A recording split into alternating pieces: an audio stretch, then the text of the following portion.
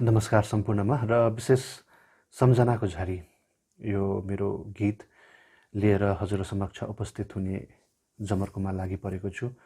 हुन त यो गीत last year in the month of December नै कम्पोज भइसकेको हो र अलिकति ढिलाइ आफ्नै कतिपय व्यस्तताले गर्दा भइरहेको हुँदाहुँदै पनि यसको भिजुअल चाहिँ म आसाम गुवाहाटीमा गर्ने जमर्कोमा छु र आशा छ तपाईँले मन पराइदिनुहुन्छ है।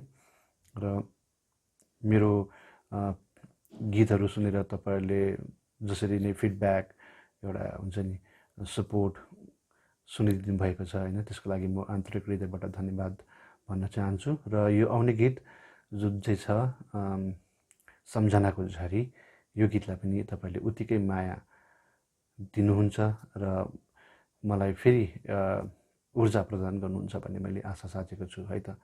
त्यो दिनजनको लागि प्रतीक्षा साच्नुहोला गीत सम्झनाको झरीको निम्ति।